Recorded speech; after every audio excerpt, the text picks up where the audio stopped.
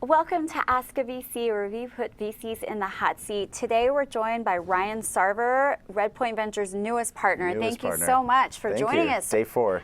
Day 4, wow. Hopefully it's going well. So I want to go into your bio just a little bit. You recently left Twitter after spending 4 years working with developers and helping lead Twitter's platform strategy.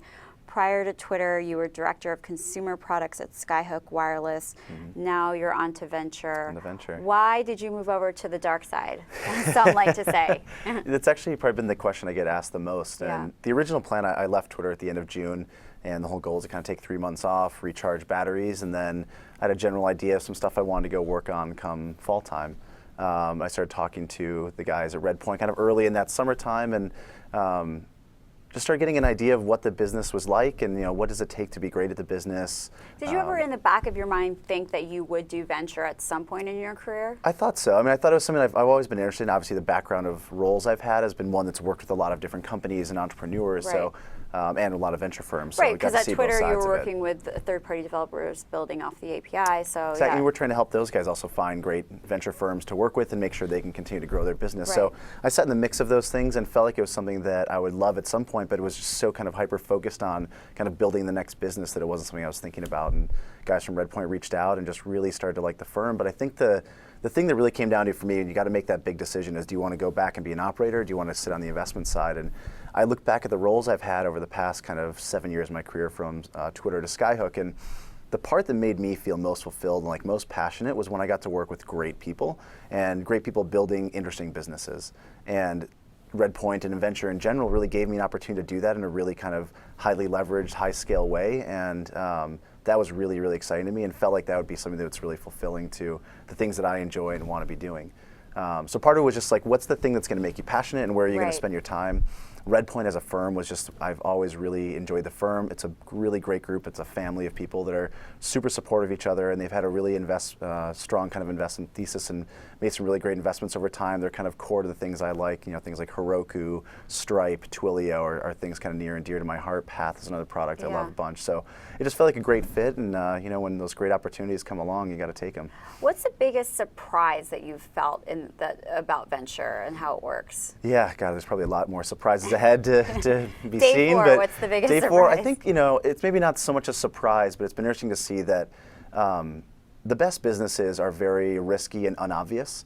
And so therefore you can easily talk yourself out of it in almost a million different ways. And just watching as the team starts to think through and the partnership thinks through whether or not to invest in something, you got to really have conviction of where you're going and know kind of what you have a gut around what's going to be successful or not. Listen to data, listen to everyone in the room, but you could easily be talked out of it if you just listen to kind of everyone's opinion, because there's always 9 million reasons not to do Instagram, not to do Uber, not to do any of these things. Right. But it Which takes are that all, kind of multi-billion-dollar, hugely successful businesses now. And so I think it takes that real kind of fortitude and that kind of gut and a basis in data to really drive forward and push those things through even when they're really unobvious. So what are some of the areas that you're particularly interested in right now, coming off of Twitter and what you've done in the past? I'm trying not to be too myopic around just like social and mobile. Those are areas that I've spent a ton of time around, but there's just a lot of really interesting markets, from kind of Internet of Things to the iBeacon, low energy Bluetooth, to enterprise, that I really want to go spend some time and just go see a bunch of those markets. I think for me, it's less about the specific market and more about finding just really, really great entrepreneurs, and then going after them and chasing them to make sure we kind of get involved in those businesses. So I'm also curious, I want to go back down memory lane a little bit, because a lot of our readers are people that want to move to Silicon Valley, or want to work in startups. And how did you first get your foot into the door to work in technology? Well, in technology or in the Valley? Well, we can talk about the Valley, yeah. Why don't you... So the Valley was kind of an interesting one. So I was in Boston for 10 years. I moved out there originally to play hockey and go to college, and left college early to go start working in startups, and spent those kind of 10 years at various startups in Boston. I had gotten to know the Twitter guys through my job at Skyhook. My job was getting to start using location, and it just had a really kind of passion around what that product was and what location can mean for them. So that was probably in 2007 when I started talking to them. Okay. They were still super small, originally in South Park. I remember going over there, and Ed wasn't even fully involved. He was trying to just stay an investor and kind of a mentor to the group. But went there and just was really interested in what they were doing. And over time, I didn't try to talk them into using things like Skyhook. I would send them full kind of pitch decks on like pixel by pixel designs of exactly what they could be doing with it. And I think they just got so tired of getting those from me that eventually they were like, why don't you just come work out here? So I joined in June of 2009. I was around 35, 50 or 40 people. So it was a great time at the company. It was already starting to take off, kind of, it was on TV, on ESPN, but it was still 35 people in the office trying to kind of crank it out and figure out the business was. What number Twitter user were you? Did you join Twitter It's back a good in question. 2007? I joined, I don't remember the exact date. Yeah. It's in like around 100,000 or something like that. Okay. So it was generally early, but there's a lot of other people that beat me to the punch.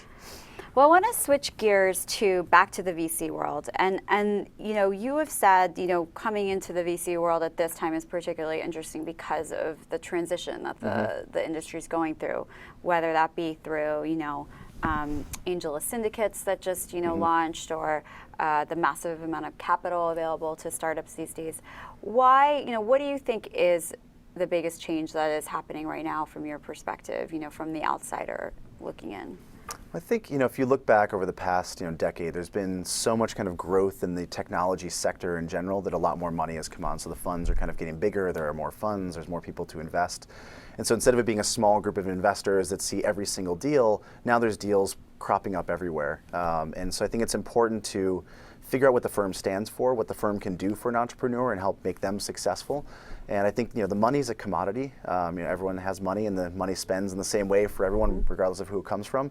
So it's important to kind of get out there and talk about who your firm is, what you have to offer, beyond just the kind of basic investment that you're going to do. So I think it's shifting to a world where you have to get out there, you have to market your services, you have to build kind of a platform of things beyond just the money that will help make those entrepreneurs successful, because that's our ultimate goal. Yeah, so the whole value-added services angle, because that is something that is a topic of controversy at times. Like, is it, do VCs focus on what they do best, which is operator, being an operator and helping a founder on that journey, or do they also have these value-added services? How does Redpoint feel about that? Do you have people like marketing, recruiters, design, that sort of thing? Yeah, I think it's something that we do think is important and that we want to grow over time. Our ultimate goal is to help, grow, find great entrepreneurs, and then once they're on board, help them grow and be as successful as possible. And we're there as a secondary bit to them in being successful. So it can't hurt to help build up these services that help them find the best people to grow their teams, that help them understand how to lead and how to be, better kind of leaders within their own organizations. So I think those things are always net benefit. I think that you'll see kind of a bifurcation in investing. You're going to see some of the more syndicate stuff, which is just kind of masses, groups of people putting money in and necessarily less value put back in. And some of the firms like Redpoint trying to offer more services to the entrepreneurs and to their companies. Well, I mean, you talk about that, like the involvement of an investor with, a founder, and like how that can really change the trajectory of a company. Do you feel like founders should be focused on having lead investors, or have you, in your experience and witnessed party rounds and that whole, maybe negative impact on founders? I think it depends. I mean, like all these things, right? There's no kind of single bullet that you've seen repeated over and over again to be successful. I think it depends on that entrepreneur and what they're looking for. There are some incredibly successful entrepreneurs like Evan Williams, he's going to go do his thing. He's not going to need a lot of help from us. And maybe we're going to be there to support him. But first-time founders and helping them figure out kind of how to navigate the waters, being able to take the the view of the forest for the trees and making sure that they can kind of see the whole picture sometimes, I think is another important step. And just helping them find great people. I think that's one of the most important things I learned at Twitter, is that it is about the people in the organization. If you get the right team, you can figure out almost anything. And so helping those entrepreneurs find those people, bring those people on board, and help them execute towards a mission, I think is an incredibly important thing. What's your advice to an entrepreneur who is going through that starting to hire process and trying to find talent? And if they're doing it on their own, particularly they don't yet have investment help, what would be your advice to them in trying to recruit people? It's a good question. I don't think it's a probably novel point of view. You've heard it said a million times, but just don't lower your standards just because you're in a rush to try and bring someone in. Making sure you get the best people on board will give you the best chance of being incredibly successful. And making sure you keep that really high bar for bringing people in is super important. It's hard because you're in the trenches. Everything's burning, and you need to get someone in there to help you. And sometimes it's easier to say come on board, even though that person probably doesn't meet the high bar that you already have. But I think it's the most important thing that I watch time and time again at Twitter is the best people will always deliver great results, even if they switch roles, even if they do something else. Getting a great athlete or a great kind of engineer, great designer in there will always be one of the best things. And I think as I look from the investment side, I want to find the best teams out there because I think the best teams will help figure out the right business overall. Awesome. Well, Ryan, thank you so much for joining us on day 4 of your new job. Yeah, thank you so much for having me, Lena. It was really fun.